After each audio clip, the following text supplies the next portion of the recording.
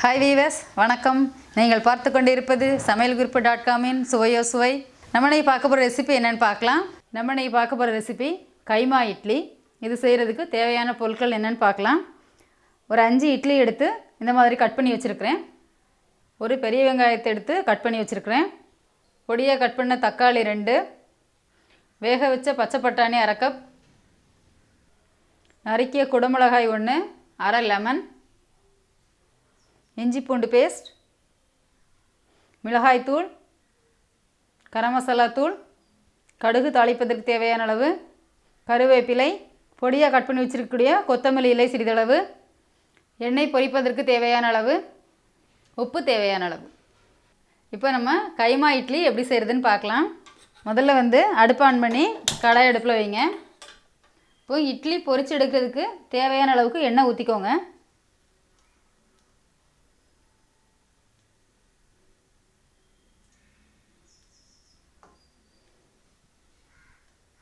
எண்ணெய் சூடாகட்டும். எண்ணெய் சூடாகிடுச்சு.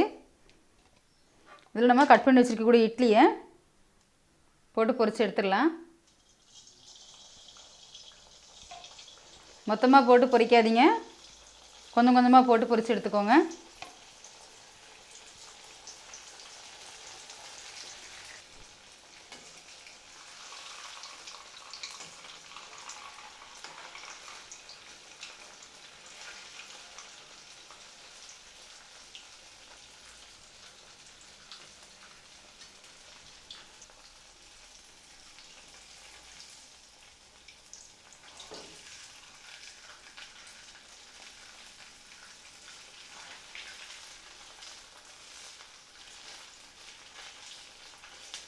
இது லைட்டாக கலர் மாறுற வரைக்கும் இருக்கட்டும். கொஞ்சம் லைட்டாக கலர் இந்த மாதிரி சேஞ்ச் ஆனோடனே நீங்கள் எடுத்துடலாம். இப்போ எடுத்துடலாம்.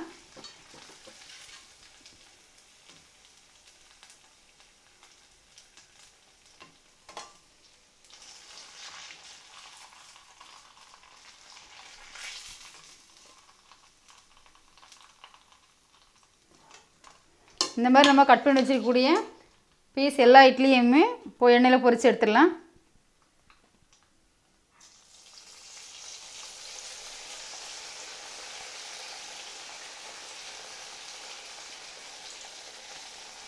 இப்போ இட்லி எல்லாமே பொரித்து எடுத்து வச்சாச்சு. இப்போ நம்ம கைமா எப்படி பண்ணுறதுன்னு பார்க்கலாம். இப்போ அடுப்பை ஆன் பண்ணி கடாய் அடுப்பில் வைங்க. ஒரு 2 ஸ்பூன் எண்ணெய் ஊற்றிக்கோங்க.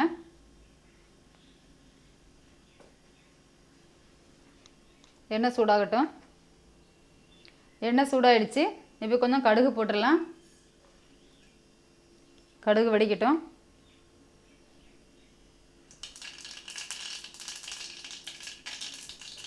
கடுகு வெடிச்சிருச்சு. இப்போ நம்ம கட் பண்ணி வச்சுருக்கூடிய வெங்காயத்தை இதில் சேர்த்துடலாம்.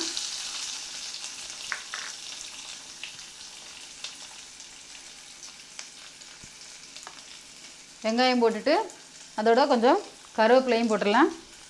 போட்டு இந்த வதக்கி விட்டுறலாம். அப்படி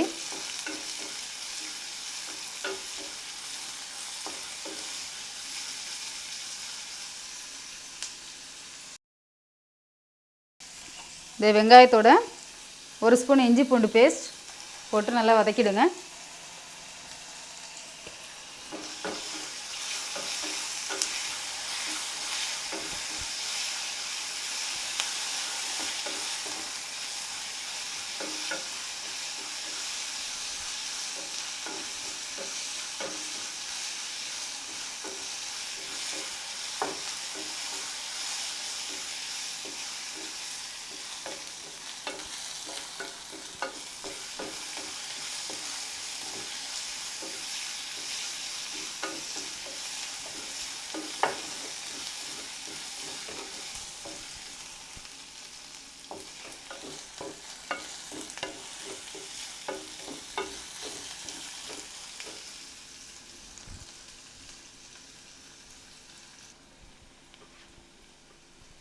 வெங்காயம் இஞ்சி பூண்டு பேஸ்ட் ரெண்டுமே வதங்கினதுக்கப்புறமா கட் பண்ணி வச்சுக்கூடிய தக்காளி இதில் சேர்த்துடலாம். தக்காளியும் போட்டுட்டு இது நல்லா வதக்கிடலாம்.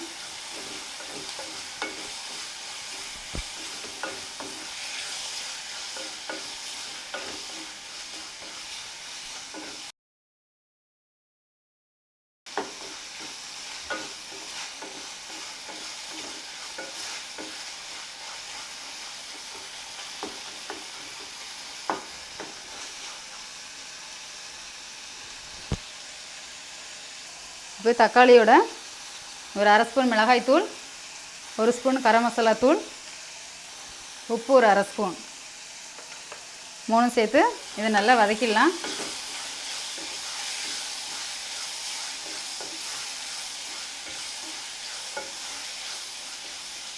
இது வதங்கும்போது தக்காளி நல்லா கரண்டியால் அப்படியே மசிச்சு விட்டுருங்க.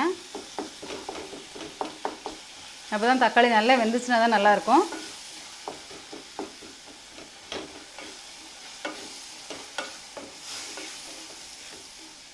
தக்காளி அரைச்சும் கூட போட்டுக்கலாம். அரைச்சா கொஞ்சம் அப்படியே இது டேஸ்ட் கொஞ்சம் மாறும்.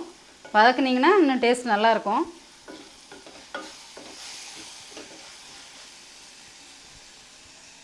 இதோட இப்போ நம்ம வேக வச்சு வச்சுருக்கக்கூடிய பட்டாணி இதில் சேர்த்துடலாம். பட்டாணி, குடமிளகா எல்லாம் சேர்த்து இது நல்லா வதக்கிடலாம்.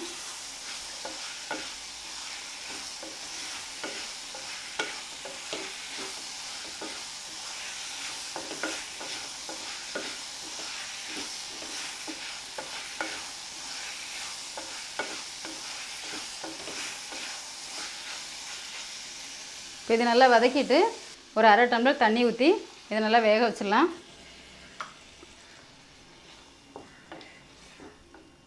இப்போ இது நல்லா வேகட்டும். கிரேவி இந்த மாதிரி வந்த உடனேயே நம்ம வறுத்து வச்சுக்கூடிய இட்லி இதில் சேர்த்துடலாம்.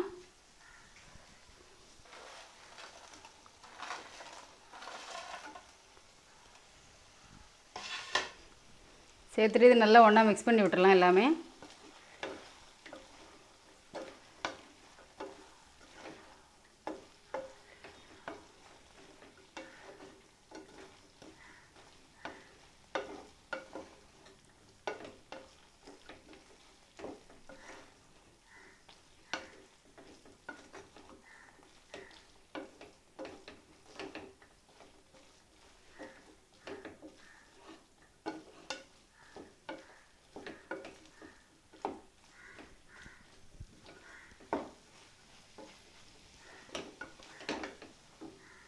இட்லியை சேர்த்து இப்படி ஒரு வதக்கி விட்டுட்டு அடுப்பை வந்து 5 மினிட்ஸ் சிம்மில் வச்சு விட்ருங்க.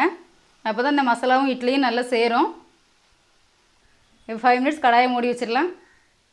இப்போ 5 மினிட்ஸ் ஆயிடுச்சு. இப்போ எல்லாம் சேர்த்து நல்லா ஒன்றா மிக்ஸ் பண்ணியாச்சு. இட்லி மசாலா எல்லாமே ஒன்றா நல்லா சேர்ந்துருச்சு. ஒரு அரை மூடி லெமன் புழிஞ்சிக்கலாம்.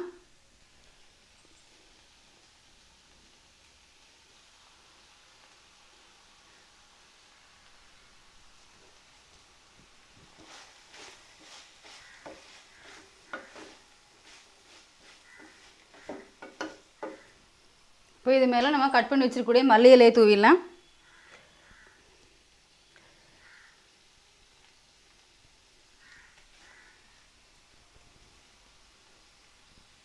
இப்போ கைமா இட்லி ரெடி ஆகிடுச்சு. இது நீங்கள் ஹோட்டலில் சாப்பிட்ற மாதிரியே இருக்கும். இதை நீங்கள் வீட்டில் செஞ்சு பார்த்துட்டு உங்களோட கருத்துக்களை கமெண்ட்ஸில் சொல்லுங்கள். நன்றி, வணக்கம். ஓகே வீவர்ஸ், இந்த சமையல் குறிப்பு உங்களுக்கு பிடிச்சிருந்ததுன்னா லைக் பண்ணுங்கள் அண்ட் உங்கள் ஃப்ரெண்ட்ஸுங்களுக்கு ஷேர் பண்ணுங்கள். மறக்காமல் சப்ஸ்கிரைப் பண்ணுங்கள். நன்றி, வணக்கம்.